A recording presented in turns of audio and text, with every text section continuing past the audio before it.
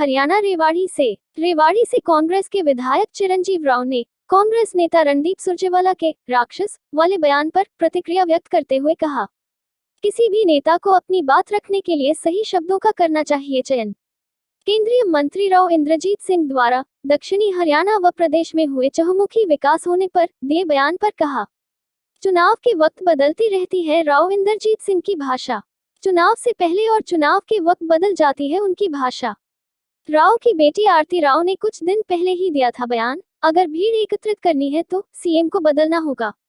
भाजपा के केंद्रीय नेतृत्व ने राव के खींच रखे हैं तार। स्वतंत्रता दिवस के कार्यक्रम में इसीलिए राव ने पढ़ा लिखा हुआ भाषण।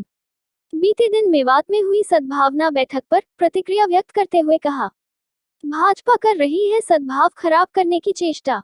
मेवात में पिछले 70 वर्षों से रहा है आपसी भाईचारा। लोगों से किया आह्वान, सभी भाईचारा रखे कायम। 1 सितंबर को हर्षोल्लास से मनाया जाएगा पूर्व विधायक अभय सिंह का जन्मदिन। उनके जीवन पर लिखी पुस्तक का भी होगा विमोचन। पूर्व मुख्यमंत्री भूपेंद्र सिंह हुड्डा मुख्य अतिथि के तौर पर करेंगे शिरकत। अपने निवास पर कार्यकर्ताओं की भी ली बैठक। हरियाणा रेवाड़ी से आदर्श शर्मा की रिपोर्ट, न्यूज़ वीपी से। सर्वप्रथम तो मैं आपके सभी दर्शकों को स्वतंत्रता दिवस की शुभकामनाएं देता हूं। और आज हम लोगों ने सर्वप्रथम मोती चौक रेवाड़ी के ऊपर झंडारोपण किया और उसके अलावा शिव कॉलोनी में झंडारोपण किया और आज हम लोगों ने अपनी यहाँ पर रखी है, जिसकी अध्यक्षता कैप्टन अजय सिंह यादव हमारे पूर्व मंत्री डॉक्टर ML रंगा जी ने करी।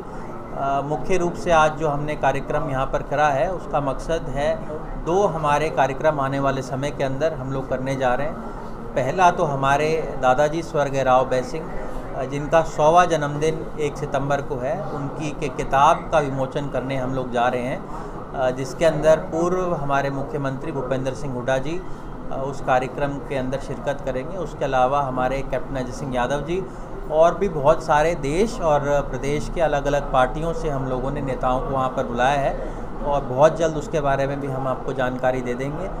उसके अलावा 26 अगस्त को ब्राह्मण समाज द्वारा ब्रह्मगढ़ के अंदर एक कार्यक्रम ब्राह्मण समाज द्वारा किया जा रहा है, जिसकी शिरकत हमारे जो सांसद हैं दीपेंद्र हुड्डा जी वो उसके अंदर करेंगे।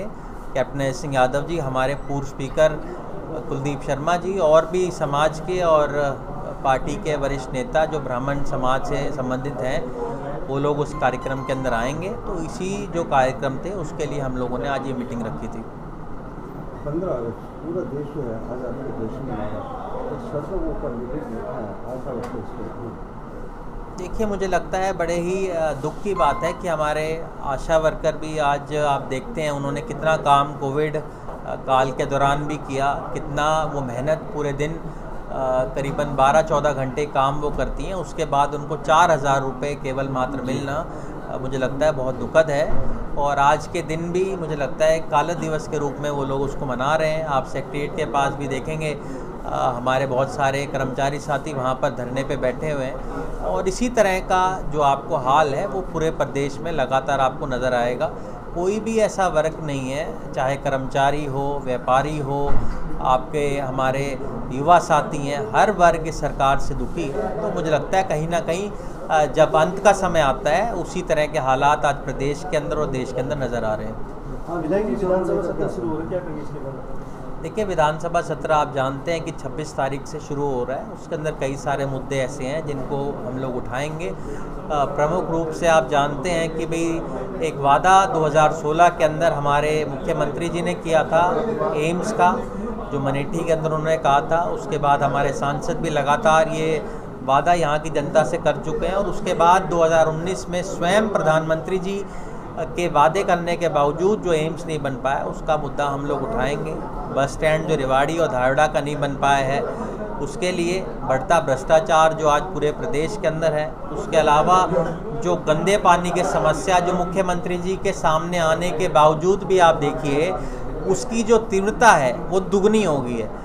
तो मुझे लगता है कहीं ना कहीं आपके जो अधिकारी हैं उनकी कितनी लगाम आज प्रदेश के मुख्यमंत्री की है वो हम सबके सामने। आप लोगों ने भी देखा होगा कि लगातार काला पानी जो है वो धारवाड़ा के अंदर आ रहा है, तो उससे पता चलता है कि मुख्यमंत्री के आने के बाद भी अगर उसकी कोई सुध लेने वाला नहीं है तो आप समझ सकते हैं ये सरकार किस तरह से हाशिए पर चली गई है। वोटर जो है वो किसी भी पार्टी में शख्स होते हैं, उनकी हैसियत है, उनके सुनने वाले का अजीब गरीब बयान वो बड़ा सुर्खियों में करता है। देखिए, मुझे लगता है किसी भी नेता को अपने जब शब्दों का चयन करना चाहिए बड़े सोच समझ कर करना चाहिए, और मुझे लगता है कहीं ना कहीं सुरजेवाला जी ने भी जिन शब्दों का प्रयोग किया उसको भी कहीं ना कहीं प्रेस के कुछ साथियों द्वारा तोड़ मरोड़ के पेश किया जा रहा है। और सुरजेवाला जी एक बड़े वरिष्ठ नेता कांग्रेस पार्टी के हैं और हमेशा वो सही भाषा का प्रयोग करते हैं, और मुझे लगता है नेता कोई भी हो, किसी का भी पार्टी का हो, उसको अपने सही शब्दों का चयन करना चाहिए। आज परिवहन मंत्री भी घूम गए।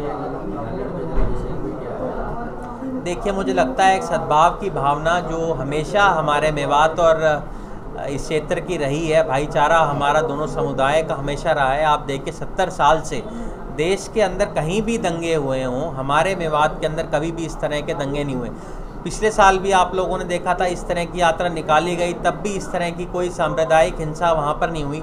इसी साल होना इससे साफ तौर पे पता चलता है जब भी चुनावी वर्ष आता है तब कहीं ना कहीं भाजपा ये कोशिश करती है कि हमारा आपस का जो भाईचारा है उसको बिगाड़ा जाए। आप लोगों ने देखा है भाजपा जब भी लोकसभा का या विधानसभा के चुनाव आते हैं इस तरह की हरकतें लगातार इन लोगों के द्वारा की जाती है। अभी भी मेरे सुनने में आया है कि बहुत जल्द एक और इस तरह की यात्रा ये लोग कर रहे हैं। जब इन लोगों को लगता है कि भाई इस तरह की हिंसा आने वाले समय में और भी हो सकती है, तो मुझे लगता है सरकार को और भाजपा के लोगों को इस तरह से बचना चाहिए, क्योंकि कभी भी जब हमारा बंटवारा होता है उससे आखिर में नुकसान जो होता है वो समाज का ही होता है।